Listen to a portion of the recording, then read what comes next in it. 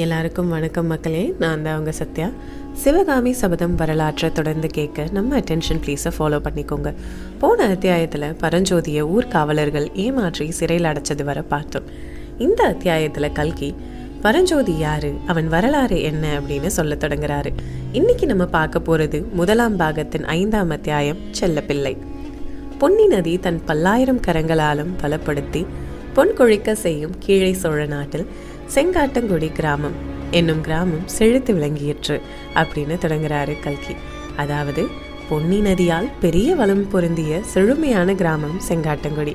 அங்கதான் நம்ம பரஞ்சோதி பிறக்கிறான். உறையூர் சோழ மன்னர்கள் ஆட்சி செய்த சமயத்துல மாமாத்திரர் அப்படிங்கிற பட்டம் பெற்ற பழங்குடி சோழ மக்கள் அரசு சேவையில் ஈடுபட்டு படைத்தலைவர்களாக இருந்ததாகவும், பல்லவ குலம் ஆட்சி பெருகி சோழர்கள் புகழ் மங்க ஆரம்பிச்சதும் சோழ அரசு சேவையில் ஈடுபட்டிருந்த மாமாத்திரர் குலம் அவங்க பெருமையை இழந்ததாகவும், சென்ற சில தலைமுறைகளாக அந்த மாமாத்திரர் குலம் போர் தொழிலை விட்டுட்டு விவசாயம் மற்றும் பிற தொழில்களில் ஈடுபட்டதாகவும் குறிப்பு சொல்லுது. அந்த புகழ்பெற்ற மாமாத்திரர் குலத்தை சேர்ந்தவதான் நம்ம பரஞ்சோதி. இப்படிப்பட்ட குலத்துல பிறந்த பரஞ்சோதி குழந்தை பருவத்திலேயே அவன் தந்தையை இழந்து அவங்க தாயோட செல்ல பிள்ளையா வளருறான். மூடன் பொல்லாதவன் அக்கம் பக்கத்துல பேர் வாங்கினது மட்டும் இல்லாம சண்டை சச்சரவெல்லாம் அவனுக்கு சர்க்கரையும் பாலுமா இருக்குது. போர் தொழிலுக்குரிய சாதனங்கள்ல தான் அவனோட கவனம் இயற்கையாவே அதிகமா இருக்கு. வீராதி வீரர்கள்னு பட்டம் பெற்ற மாமாத்திரர் குல ரத்தம் அவன் உடம்புல அலைமோதுதுன்னும், கழி சண்டை, கத்தி சண்டை, மல்யுத்தம், வேல் எறிதல்னு இப்படி எல்லா கலைகள்லையும் மிக சிறந்த தேர்ச்சி அடைகிறான்னு கல்கி எழுதியிருக்காரு. பரஞ்சோதியின் தாய் வடிவழகி அம்மைக்கு பிள்ளை பரஞ்சோதி தான் உயிரே. ஆனா பரஞ்சோதியோட நடவடிக்கையில் அவங்க பெரிய கவலையோட இருந்தாங்க. சிவபக்தி செலுத்துவதிலும் கலை செல்வத்திலும் புகழ்பெற்ற குடும்பத்திலிருந்து வந்தவங்க வடிவழகி அம்மை. அவங்களோட தமையன், அதாவது அவங்க அண்ணன் சிவநேச செல்வர் திருவெங்காட்டு பதியில் புகழ்பெற்ற மருத்துவர். தமிழ் மொழி மட்டும் இல்லாம வடமொழியில நல்ல புலமை உள்ளவர். இப்போது வைத்திய கலையிலும் தேர்ச்சி அடைஞ்சு நல்ல புகழ்பெற்ற மருத்துவரா சேவை செஞ்சுட்டு இருக்காரு. அந்த சிவநேச செல்வரோட மூத்த பெண் தான் உமையாள். உமையாள் பேரழகி. அழகும் ஞானமும் மட்டும் இல்லை, சிவபக்தியிலும் கல்வி வேள்விகளிலும் ரொம்பவும் சிறந்தவளா இருக்கா. அந்த திருவெங்காட்டு தேவதைக்கு தான் தன் மகனை திருமணம் செஞ்சு வைக்கணும்னு வடிவழகி அம்மைக்கு அந்தரங்கத்துல ஒரு ஆசை.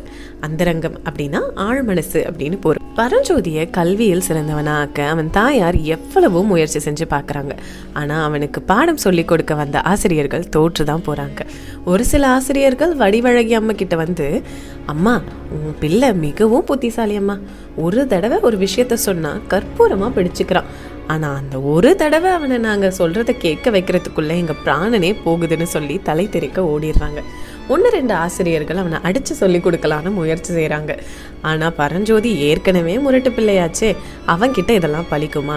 அடிக்க வந்த ஆசிரியர்களை பரஞ்சோதி அடிச்சு துரத்திடுறான். இதையெல்லாம் நினைச்சு பரஞ்சோதியோட அன்னை மிகவும் வருத்தத்துல இருக்காங்க. ஒரு நாள் திருவெங்காட்டுக்கு மாமா வீட்டுக்கு போறாங்க. அங்க உமையால பரஞ்சோதி சந்திக்கிறான். தன் தாயும் மாமனும் இவனை நினைச்சு கவலைப்பட்டு அழுவதை ஒரு வாரம் அவன் காதில் விழுகுது. இதுதான் நிலைமைன்னு பரஞ்சோதி புரிஞ்சுக்கிறான். திருவெங்காட்டிலிருந்து திருச்செங்காட்டங்குடிக்கு வந்த அப்புறம் ஒரு நாள் பரஞ்சோதி எங்கேயோ வெளியே போயிட்டு வீடு திரும்பும்போது அவன் தாயார் தரையில படுத்து அழுது கொண்டிருக்காங்க. பரஞ்சோதி அவங்கள சமாதானப்படுத்தவும் இல்லை, ஆறுதல் சொல்லவும் இல்லை. மாறாக அவங்க பக்கத்துல அமர்ந்து, அம்மா நான் ஒன்று சொன்னா நீங்க மறுப்பு தெரிவிக்க கூடாது அப்படின்னு சொல்ல, என்ன குழந்தை அப்படின்னு அவங்க கேட்குறாங்க. நான் காஞ்சி நகரத்துக்கு போறேன்னு சொன்னதும் திடுக்கிட்டு வடிவழகி அம்மை கண்ணை தொடச்சிட்டு எழுந்து உட்காந்து, ஏன் கண்ணா அப்படின்னு கேட்குறாங்க. இல்லை, கல்வி கற்கத்தான். நான் என் வாழ்நாள எந்த கல்வியும் கற்காம கலையும் கற்காம வீணடிச்சிட்டேன், அதனால காஞ்சிக்கு போறேன்னு சொன்னதும் தாயார் அவனை பார்த்து, கல்வி கற்க ஏன் காஞ்சி நகரத்துக்கு போகணும், இங்கேயே படிக்கலாமேன்னு சொல்ல, இந்த ஊர்ல இருந்தா நான் உருப்பட மாட்டேன், கல்வி ஏறாது. அது மட்டும் இல்லாம காஞ்சி மாநகரத்துல தான் தலை சிறந்த கல்லூரி, பாடசாலை, கலைக்கூடங்கள்லாம் இருக்குன்னு விசாரிச்சு தெரிஞ்சுக்கிட்டேன் அப்படின்னு பதில் சொல்லவும் வடிவழகி அம்மை கண்ணுல ஆனந்த கண்ணீரும் துக்க கண்ணீரும் சேர்ந்து வந்தது. பரஞ்சோதி சொல்றது முற்றிலும் உண்மைதான். அந்த காலத்துல காஞ்சி மாநகரம் தான் கலைமகளின் உறைவிடமா இருந்துச்சு. அதாவது சரஸ்வதி தேவியின் தங்குமிடமா இருக்குதுன்னு கல்கி எழுதியிருக்காரு. வடமொழி அணிந்த வேத கல்விகள், தமிழ் கல்வி கொடுக்கும் திருமடங்கள், பௌத்த மத போதனை கல்லூரிகள், சைவ சமண பள்ளிகள் எல்லாம் காஞ்சியில் நிறைஞ்சிருந்தது. அது மட்டும் இல்லை, சிற்பம், சித்திரம், சங்கீதம் ஆகிய அருங்கலைகளோட கூடங்களும் இருக்கு. இதையெல்லாம் விட பெரிய புகழ் வாய்ந்த செய்தி கடல் கடந்து எல்லா தேசங்கள்லையும் பரவி இருக்கு. அது என்னன்னா, திருநாவுக்கரசர் பாடலை கேட்டு ராஜாதிராஜ பல்லவ குல சக்கரவர்த்தி மகேந்திர பல்லவர் சமண சமயத்தை விட்டுட்டு சைவனா மாறினது தான். மருள் நீக்கியார் அப்படிங்கிற இயற்பெயர் பெற்ற நாவுக்கரசர் சமண சமயத்தில் தான் பெரிய போதனையாளராக இருந்திருக்கிறாரு. ஆனால் தன்னோட சகோதரி திலகவதியாரோட சிவபக்தி அவரை சைவ சமயத்துக்கு மாறும்படி ஆக்கிடுச்சு.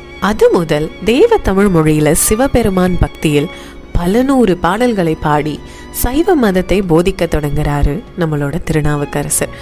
அவர் பாடல்களை மூழ்கி மெய் மறந்து போன நம்ம ஞானியான மகேந்திர பல்லவ சக்கரவர்த்தி, நான் நாட்டுக்கு அரசன், நீர் நாவுக்கே அரசர், அப்படி மருள் நீக்கியாரோட பேரு திருநாவுக்கரசர்னு மாத்துறாரு. அதோட சமண சமயத்தை துறந்து சைவனா மாறினது மட்டும் இல்லாம காஞ்சிபுரத்திலேயே மடம் அமைத்து திருநாவுக்கரசர் சைவ சமயத்தையும் தாய்மொழி தமிழையும் வளர்க்கணும்னு வேண்டிக்கிட்டதுனால நாவுக்கரசர் காஞ்சியில் மடம் ஸ்தாபிச்சு தன்னோட கலையை வளர்த்து வராரு அப்படிங்கிற செய்தி கடல் கடந்து பல தேசங்கள்ல பரவுனா மாதிரி பரஞ்சோதி காதுக்கும் எட்டுனதுனால தான் பரஞ்சோதி இந்த வேண்டுகோளை தன் தாயார்கிட்ட கேட்குறான். ஏக புதல்வனை பிரிஞ்சிருக்கணுமேனு அவங்களுக்கு வருத்தம் இருந்தாலும் அவனுக்கு பொறுப்பு வந்ததை நினைச்சு ஆனந்தம் அடைகிறாங்க. அம்மா, நான் கல்வி கற்று திரும்ப வரும் வரை உமையாளுக்கு கல்யாணம் பண்ணி கொடுக்க கூடாதுன்னு மாமா கிட்டேயும் சொல்லிடு அப்படின்னு சொன்னதும் அவங்க அம்மா மறுபடியும் ஆனந்த கண்ணீர் விடுறாங்க. பரஞ்சோதியோட மாமா நமச்சிவாய வைத்தியர் நாவுக்கரசரை ஒரு முறை நேரில் தரிசிச்சு நட்புறவு கொண்டதுனால அவருக்கு ஓலை எழுதி தரேன்னு சொல்லிட்டு கல்வி மட்டும் இல்லாமல் கூடுதலாக ஏதாச்சும் கலை கற்றுக்கணும்னு அவரோட பழைய நண்பரான ஆயன சிற்பிக்கும் ஒரு ஓலை எழுதுறாரு. மேலும் பரஞ்சோதி கல்வி கற்று திரும்ப வரும் பொழுது உமையால பரஞ்சோதிக்கு திருமணம் செஞ்சு வைக்கிறேன்னு வாக்கு கொடுக்குறாரு.